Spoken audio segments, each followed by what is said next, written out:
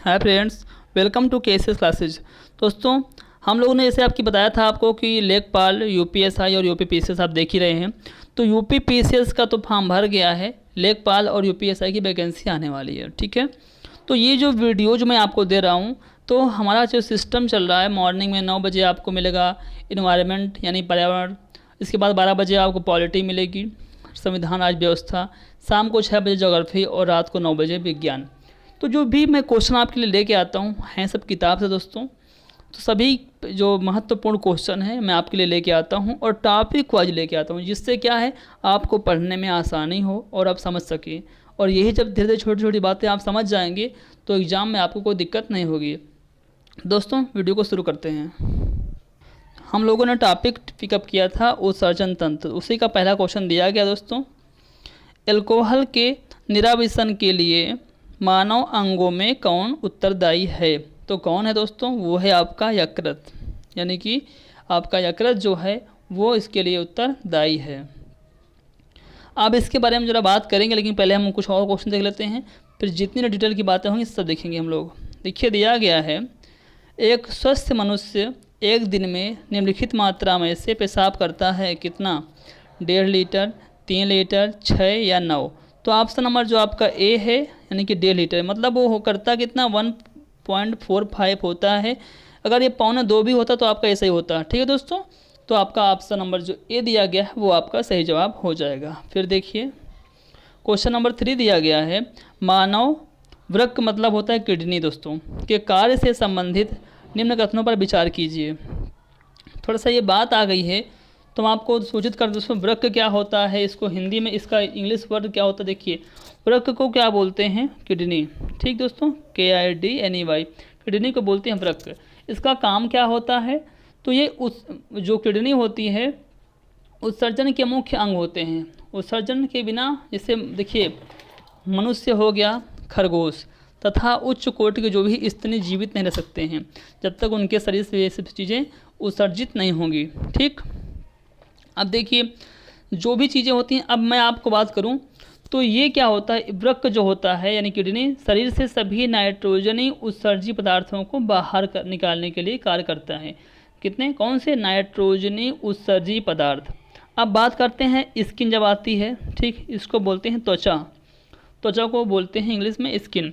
त्वचा भी एक उत्सर्जन अंग का कार्य करता है। इसके अंदर श्वेत ग्रंथियाँ होती हैं दोस्तों, जो कि रुधिर से पानी यूरिया तथा अन्य जो लवण होते हैं तो बाहरी सतह पर निष्कासित कर देती है इनको। एक होता है फुफ्फुस, फुफ्फुस उसको इंग्लिश में बोलते हैं लंग्स। लंग्स का काम होता है फुफ्फुस से क्या होता है, कार्बन डाइऑक्साइड वो बाहर होती है। और एक बचता है आपका आंत। आंत को अंग्रेजी में बोलते हैं इंटेस्टाइन। आंतों की सबसे अंदर की परत जो होती है वो एपिथेलियम कोशिकाओं की बनी होती है। किसकी? एपिथेलियम की। ठीक है दोस्तों, और ये जो होती हैं ये लवण जो होते हैं, मल, शरीर का जो मल होता है उसको बाहर करती है। ठीक, अब आता है आपका जो यकृत होता है दोस्तों, यकृत उसको बोलते हैं लीवर। क्या बोलते हैं? लीवर। तो लीवर क्या होता है? नाइट्रोजनी पदार्थों को निष्कासित करने में ये सहायक होता है। इसके अतिरिक्त दोस्तों नाक से भी उत्सर्जी पदार्थों को ये बाहर करता है या बाहर होते हैं। ये रहा आपका ये जानकारियाँ। फिर देखिए, अब बात करते हैं इसके बारे में। तो मानव वृक्क यानी किडनी के कार्य से संबंधित निम्न कथनों पर विचार कीजिए। पहला दिया गया है वृक्क में उत्सर्ग अपनयन के पश्चात स्वच्छ रक्त वृक्की धमनी से वापस जाता है। समझने वाला क्वेश्चन है। दूसरा दिया गया है पॉइंट, वोमन संपुट से निस्यंदित द्रव लघु नलिकाओं से गुजरता है जहां अधिकांश ग्लूकोज का पुनरावशोषण होता है। मैंने आपको पहले एक क्वेश्चन बताया था दोस्तों, देखिए, तो ये इसमें क्या है, ऑप्शन नंबर जो सी दिया गया है वो सही है, दोनों इसके जवाब सही हो जाएंगे। अब देखिए ज़रा समझते हैं इसके बारे में। मनुष्य या कोई और भी जो स्तनी होते हैं, स्तनी जो जीवधारी होते हैं, उनमें क्या होता है, एक उनके उत्सर्जी अंग में एक जोड़ी किडनी पाए जाते हैं यानी वृक्क पाए जाते हैं। वृक्क में क्या होते हैं? नलिकाएँ होती हैं जिनको हम लोग बोलते हैं नेफ्रॉन। ठीक, तो उन्हीं के बारे में बात करें। अब दोस्तों मैंने अभी आपको एक क्वेश्चन दिया था पहले कि जो मूत्र वाला ये बात था, तो इसमें देखिए इसमें एक बात आती है, मनुष्य जो होता है स्वस्थ मनुष्य एक दिन में लगभग 1.5 लीटर पेशाब करता है। अब आप पता पूछेंगे कि ये कौन सा अम्ल होता है। ये हल्का अम्लीय जो माध्यम होता है, मूत्र का जो पीएच मान कितना होता है वो 6.0 होता है, ठीक 6.0। अब ये पीले रंग का होता है, तो मूत्र का रंग उसमें उपस्थित वर्णक्रम यूरोक्रोम के फलस्वरूप होता है। यूरोक्रोम हीमोग्लोबिन के विखंडन से बनता है। मूत्र में लगभग 95% जल की मात्रा पाई जाती है।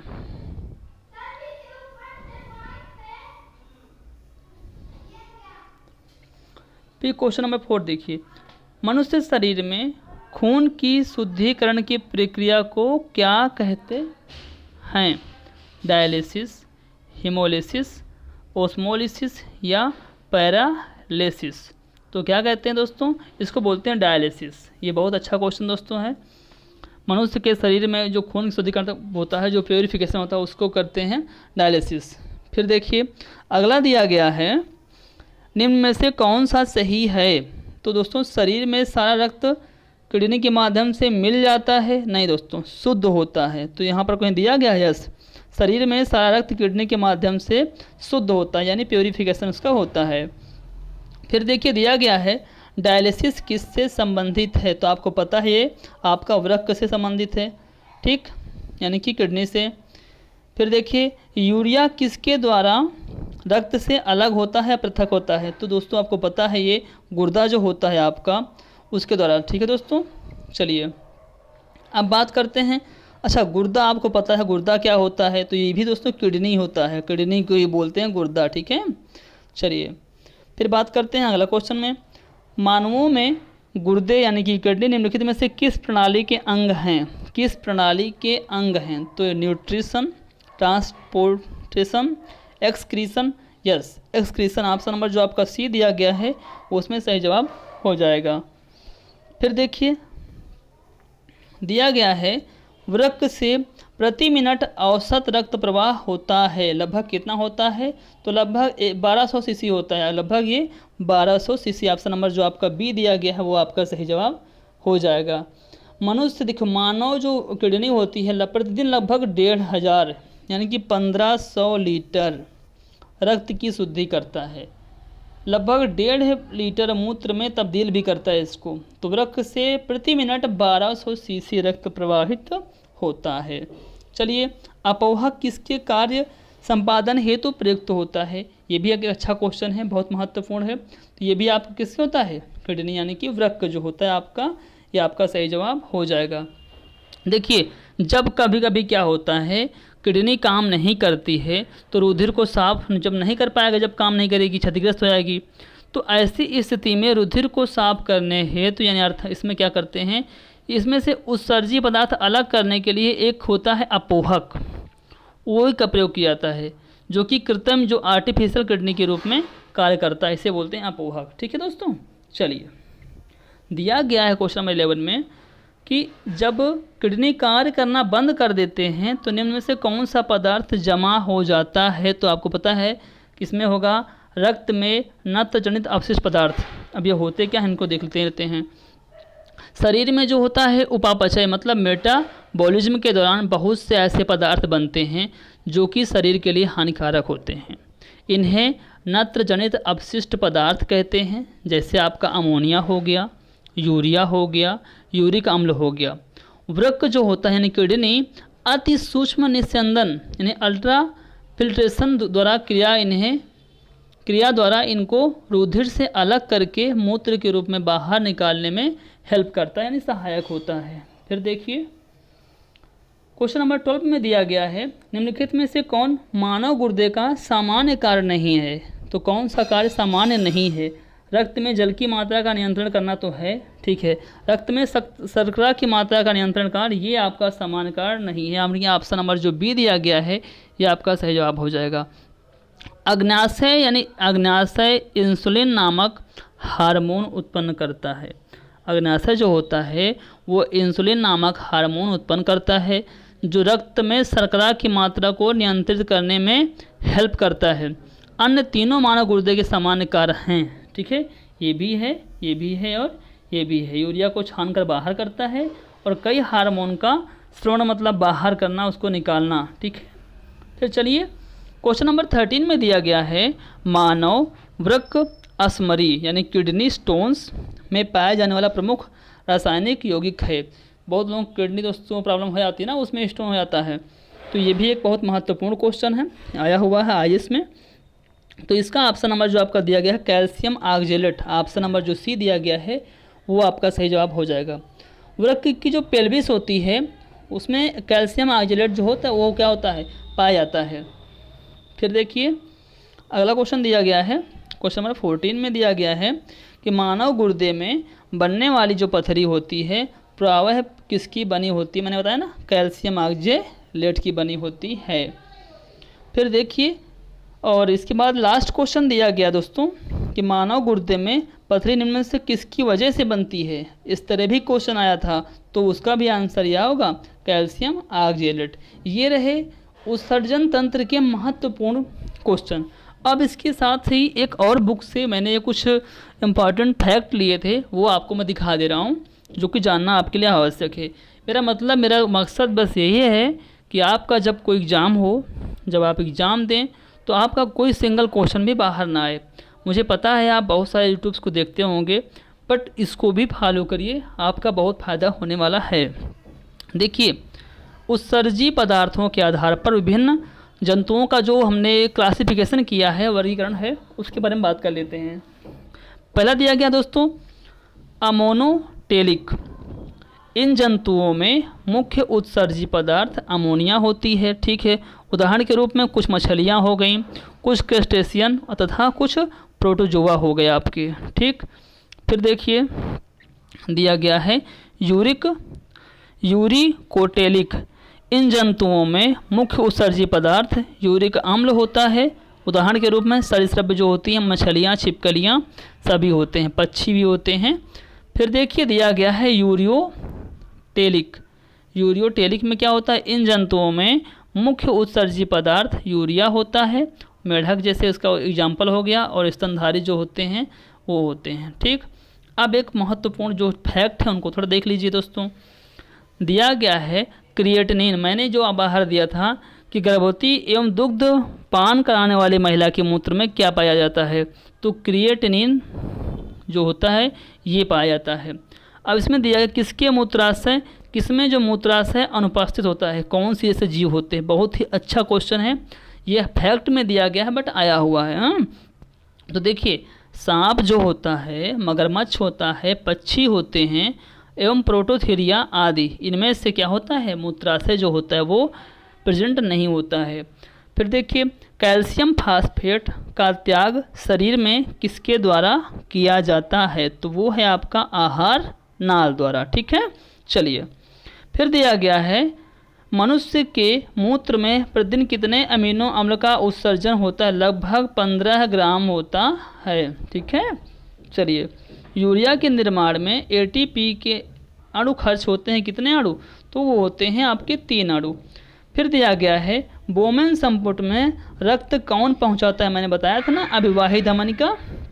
चलिए फिर देखिए मनुष्य में मूत्र विसर्जन किस प्रकार के प्रतिक्रियाओं का परिणाम होता है, तो अनैच्छिक तथा ऐच्छिक प्रतिक्रियाओं के सहप्रभाव से। कभी कभी इच्छा नहीं करती है तो भी अपने आप से आ जाता है। फिर आप मान लो अभी कैसे, इसका मतलब जैसे आपने टॉयलेट गए, आप जा रहे हैं, अब गए, आपको नहीं लगी, लेकिन अगला बंदा कहता है अरे चलो यार कर लेते हैं, तो आप भी करने ही लगते हैं, तो वो इच्छा से करते ना। फिर देखिए अनावश्यक अमीनो अम्ल को यूरिया में बदलता है क्या, लीवर यानी कि यकृत। फिर दिया गया है यकृत में यूरिया का संश्लेषण किस चक्र से होता है, तो आर्निथीन या आर्जिनिन चक्र। फिर है ये लास्ट फैक्ट है दोस्तों, देखिए दिया गया है क्रेब्स हेंसेलिड चक्र द्वारा इसका निर्माण होता है, किसका होता है, तो इससे यूरिया का निर्माण होता है। फिर दिया गया है सबसे अधिक विषैला उत्सर्जी पदार्थ, वेरी इंपॉर्टेंट क्वेश्चन दोस्तों, तो ये है आपका अमोनिया। फिर दिया गया वृक्क नलिका में जल का अवशोषण कहाँ होता है, तो कुंडलित नलिका के दूरस्थ भाग में होता है। इसके बाद दिया गया मनुष्य में पूर्ण उत्सर्जी अंग की उपमा किसे प्रदान किया गया है, तो वो भी किडनी को किया गया है। और लास्ट में है वृक्क का कौन सा भाग डायलिसिस का कार्य करता है, तो केशिका गुच्छ यानी कि ग्लोमेरुलस। ये रहे आपके क्वेश्चन। और देखिए लास्ट में कुछ और फैक्ट हैं, इसको देख लीजिए जो कि आपके लिए महत्वपूर्ण हो सकता है। कौन सा विटामिन मूत्र के साथ उत्सर्जित होता है, तो आपका विटामिन सी। शरीर में जल तथा आयनों का संतुलन बना रखने की प्रक्रिया को कहते हैं ओस्मो। रक्त में यूरिया का स्तर सामान्यतः कितना होता है, तो 20 से 40 mg होता है 100 ml रक्त में। फिर है आपका रक्त में जब यूरिया की मात्रा बढ़ जाती है तो उसे बोलते हैं यूरेमिया। ठीक, क्या बोलते हैं, यूरेमिया। मूत्र में कौन सा पिगमेंट पाया जाता है, यूरोक्रोम। उत्सर्जन की कार्यात्मक इकाई कौन सी है, नाइफ्रॉन है। हेनरी लूप कहाँ पाया जाता है, वृक्क नलिका में पाया जाता है। फिर पक्षियों का उत्सर्जीय पदार्थ कौन सा होता है, यूरिक अम्ल होता है।